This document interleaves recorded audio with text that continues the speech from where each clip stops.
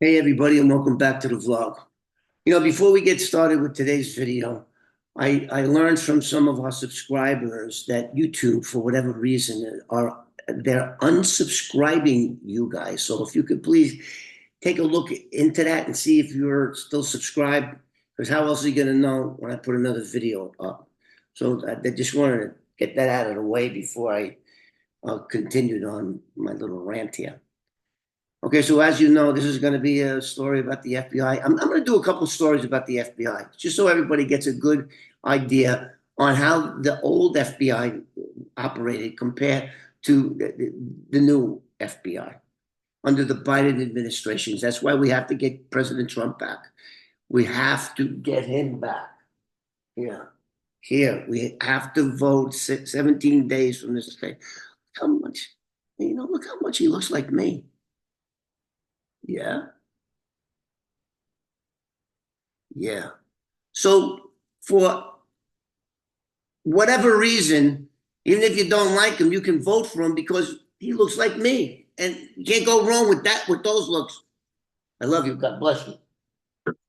So yeah, the Biden administration under the Democrats don't give it two shits about us, tax-paying Americans. They'd rather have illegal aliens. They'll they'll they'll feed them, put them up in $600 hotel rooms. Meanwhile, when there's a catastrophe in Florida, they want to give you $750 and send you packing. That's like one day in one of those hotels in New York was $600 a day, and they want to give us the tax thing. So think about that next time, which will be soon, November 5th, when you pull that lever or push that button to vote for your favorite candidate, which got to be Donald Trump. I don't want to get onto the rant no more. So let's talk about what happened. The last video that I did, you saw me after I had a failed, three, four failed attempts to calling up the FBI. Back in the old days, you call up the FBI, the switchboard operator would answer FBI. I'd like to speak to an agent. And the next minute, you knew you were on the phone with an FBI agent telling them your crime. Now they're not answering no damn phone. They're not answering it. They screen it. You got to put your date of birth. They ID you over the friggin' phone. Anyway, they did not respond to my. So then we wound up doing it on the computer. You could see it on the last video. And not only did they ignore my phone calls, they ignored something that was forever, which is an email. I can prove that I sent that email to them and they did not respond. Now, I totally understand that they have two big cases in New York with P. Diddy and Mayor Adams is over there. He got collared. They're investigating his whole. Anyway, so when it comes to murder, you gotta you can't just ignore somebody's complaint, especially when I have it all on video. We got video of the car in the river. I mean, this is like, what else do you want me to do, FBI? Well, I can only do so much. I did my, I did my more than my share, exposing myself to a murder charge because there is no statute of limitation on the murder. So anyway, they didn't respond. I don't know. So it's the issue is dead. I'm sure that there are human remains in that area because we've picked up the steering wheel and the dashboard, which stayed there for now over 50 years. It was right where the car is. So, there's like 200 something bones in the body. It's just terrible. And the other thing that I'm sure came into play with whether or not they were going to open a case on this or not was who the victim was. The victim in their mind was some scumbag mafia guy.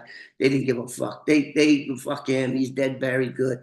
They're not spending the money. That's just the way law enforcement looked at the mafia when I worked for both NYPD and FBI. They just didn't. They wanted. They were glad when they were killing each other in these wars. They didn't give a shit. In fact, they used to call it a misdemeanor homicide. There's no such thing as a misdemeanor homicide, but in the cops' mind, they didn't give a shit. Give them some more bullets and let them kill each other. So I'm afraid there's not going to be no closure for Fran. But on the positive side, all the evidence although it was circumstantial, with the exception of the car. We knew we got video of the car, so that's not circumstantial. It's there. But everything else points to it can only be Nicholas Masucci in that trunk.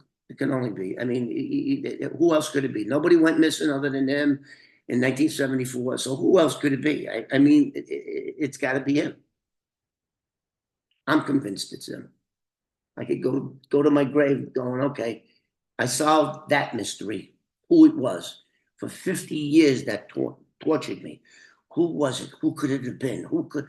And now, at least my conscience is clean. I did everything humanly possible to find remains and closure for Fran. Sorry, Fran, couldn't do it. Didn't happen because of anyway. So I want to tell a story that I've told before about how I wound up working for the FBI. It was in 1976, and since I used to do, I used to be the wheelman for the mob in all kinds of crimes. We haven't even scratched the surface of that yet because of my talent for driving. And I don't mean to blow my own horn, but they didn't send me to prison for 4 years for nothing. I got for speeding. It was a reckless endangerment. So back in the days, everybody in the neighborhood knew me for driving the fastest cars on the planet. I mean, if you think about fast, high performance cars today, you think of Ferrari, you think of a Scat Pack, you think, which is a Mopar, Plymouth Chrysler Charger. You think of all of them. But back in the early 70s, this car, which at the time had a 426 Hemi engine, one of the most powerful, and I say one of the most powerful engines in the world, this one and the Chevrolet L88 427 Corvette. So this was the most potent car. You forget about chasing it. If you were an NYPD cop that drove a similar car, a Satellite, this is a Satellite, Plymouth Satellite. They used them for taxi cabs and police cars. And in New York City, a regular radio car had a 6-cylinder engine. It was a full size, either a Plymouth Fury one. They couldn't get out of their fucking way.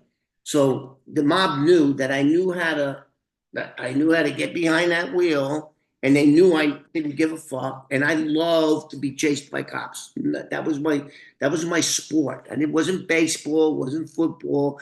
It was fucking come chase me, cops, and let me make a fool out of you, and which I did. So that's how I got involved with robbing banks. Didn't go in the banks, pulled up, got in the car, and they knew that if they could make it from the bank to the car that I was in, it was like a horse and buggy trying to catch a regular car. Cops had no chance. They had no fucking chance.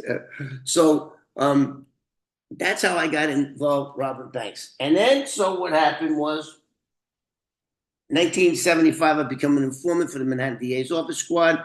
So I'm telling my guys, all the guys that I robbed banks with, Joey Bikini's cousin or whatever the hell that guy was supposed to be, those two guys, I robbed banks with them. And so once I told that to Jim Doherty, my handler in the Manhattan DA's office squad, he called this guy up right here. Now this is Al Garber, special agent. He was in charge of the bank robbery task force back in 1976 when I met him.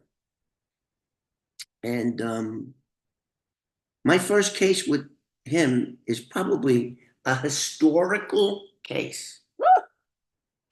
I like that. Historical. Yeah. It was historical because it's almost 50 years ago, 49 years ago I met him. It's historical. Who did I put in jail, you might say? Who did I lock up, you might say? How dangerous was it? Was there a shootout involved in it? No. No, in fact, it was just the opposite. I did a video about this. I'm gonna make this short. Just because we're on FBI stories. How did I get to be working for them for all those years? So, um, Al Garber shows up to the Manhattan DA's office, and he brought a bunch of books, all surveillance books, three of them, big like phone books. For all you young people that don't know what a phone book is, it was in New York. Our phone books were like that thick. So he comes up with these books, sets me down in an office of Condon, and we're sitting down there, just me and him in the office. Gives me the first book. I go through like 5 pages. I go, oh shit, I know this guy. And he's standing over me. I'm sitting at a desk, and I go, I know this guy. This is Joseph Jeffries. Myself and the squad were working him at this time. We were working him because he did a bunch of stick ups, and he was just an asshole from, I think it was College Point, Queens, is where he lived. And so I turned to the friggin' page, and I was young and excited. I was 20 years old at the time, 21 years old. I go, oh shit, I know this guy. I know this guy. This is Joseph Jeffrey. He goes, oh, no. No, it's not. No, it's not. We already arrested that guy. And he flips the page.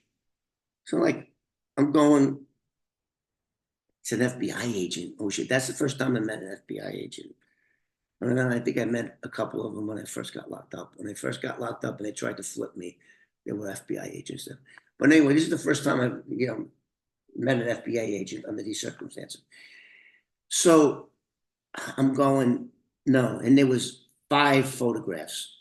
The whole page of this book was filled with that bank, with that suspect. And I went, that's him. Even his gait, he used to always walk with his arm facing the right arm. He was an idiot. He thought he was some kind of gangster, this fool. So he was really a fool. So anyway, he goes, no. In fact, I arrested that guy. He's in MCC right now, which is the Metropolitan Correctional Center in Lower Manhattan, where Epstein got killed, murdered. I know he got murdered. He didn't commit suicide. Anyway, so I go, and he flips the page again. And I go, wait a minute. Now I'm thinking, in the next room, there's 9 detectives that followed this guy for months, right? So I go, no, sorry, I don't know. There's something wrong here. You got this guy in jail. I arrested him. He robbed a bank in Queens. I scoop up this big book and I run into the squad, and I go to the first guy, Bobby Mercado. Bobby, look at it. Look. And he went, oh, tell him who that is. He says, Joseph Jeffries. Okay, so could 2 people be wrong? Okay. So then I go to the next detective and the next detective. Joseph Jeffrey. This man went off. He was like shocked. I mean, it's like when you tell someone the worst news possible. Somebody, your mother passed away, your father passed away. Oh shit. The color went right out of his face. He turned pale. And everybody says, and then they went to Jim Dory. He's the supervisor. And he looked at the picture and he said, without a doubt, we've been following this guy for 3 months. We know it's him, without a doubt. So now he's got like 10 people, 9 cops, 1 informant. And what does he do? He goes, I arrested this guy. And at the time, that guy, I never found out his name, was in MCC for 3 months. He was already in there for 3 months. They still had his picture in the book. That's how recent it was. Like, this is like unbelievable. When an informant, instead of putting somebody in jail, was 100% responsible for getting somebody out of jail. And I want everybody to think, I know most of my viewers never went to prison. I'm sure there's some of you that did. But for those of you that have, can you imagine being in that shithole prison, Rikers Island, Sing Sing, Greenhaven, Comstock, all of those shithole fucking prisons? Can you imagine being in there for a crime you didn't do? completely innocent. I couldn't imagine that. And all of that was going through this agent's head. He literally ran out the door and called me back and thanked me. He says, I'm going to try to get you paid. But the FBI didn't pay me for that. They didn't. There was no like, hey, he didn't lock. He got somebody out. That's even more important to put a wrong guy. And back then, as I think it still is to this day, when you got arrested by the FBI back in the 70s, it was a 95%. They had a 95% conviction rate. That's why they got rid of that guy. That's why they got him right out. The next day, I think it was like 2 days later, it was like 5 o'clock. The 2 days, the USA went and dismissed the charge. And that was in the Eastern District over in Brooklyn because the bank robbery happened in Queens. So, so the other thing that was, so now what happens? Now what happens?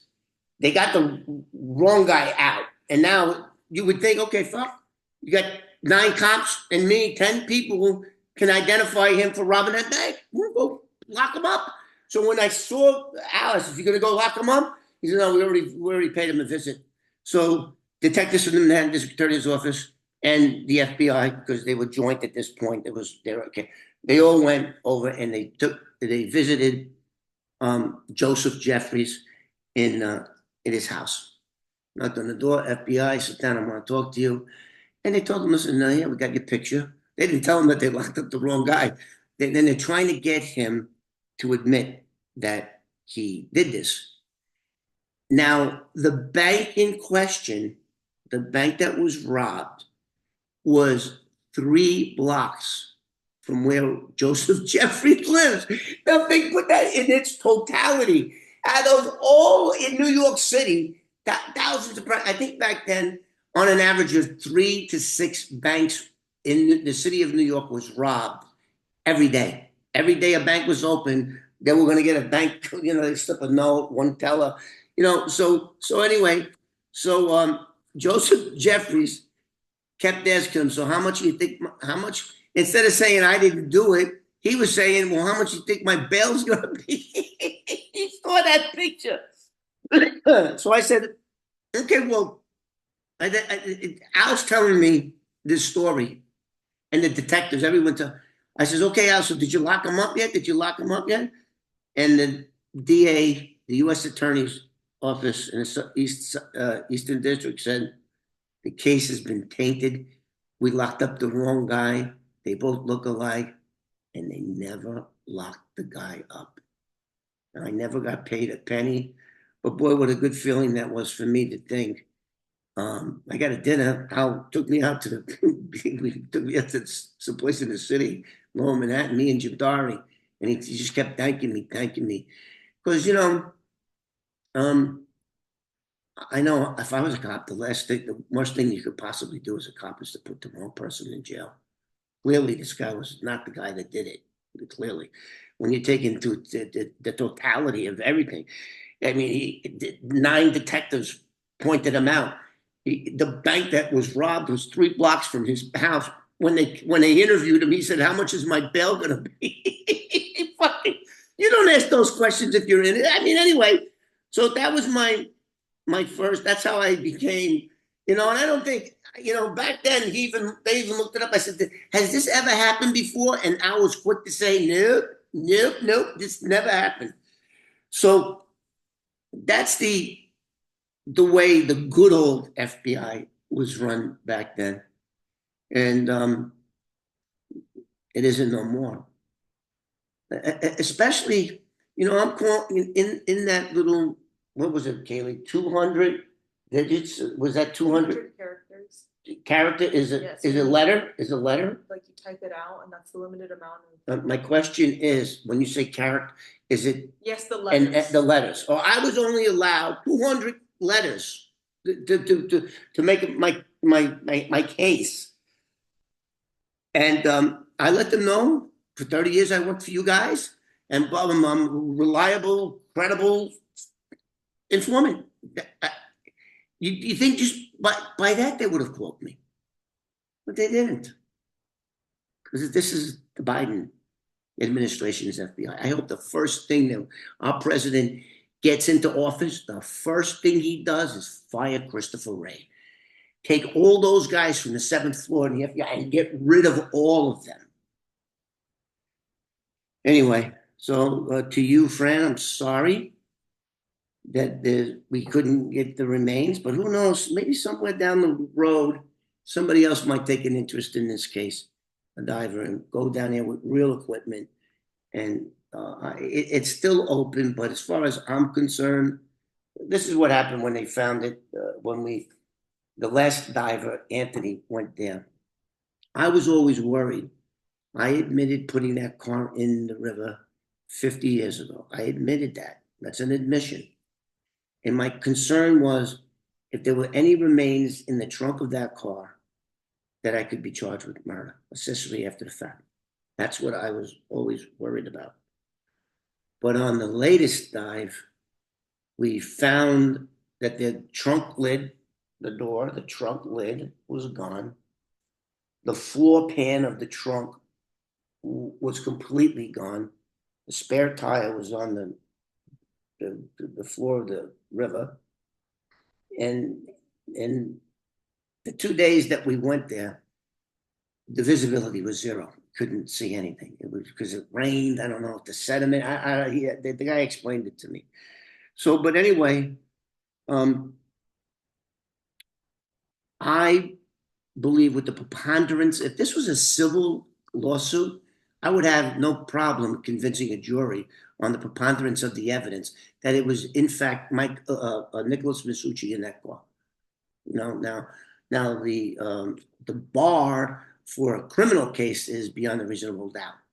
Which there is doubt. I mean, we don't have that. So, but I believe in my heart that that was the body that I smelled. That was the body that was in that Lincoln, which I put in the river 50 years ago. And it was a miracle that we even found it. So I'm going to do a couple more. I'm going to do another funny story about the FBI in my next video. So I hope you guys like and subscribe. And again, if you guys just check, I don't know how you do the computer shit, but if you checked and you unsubscribed again, who are they to unsubscribe you? That's my but just check it out anyway. Like, subscribe, and I'm going to see you on the next one.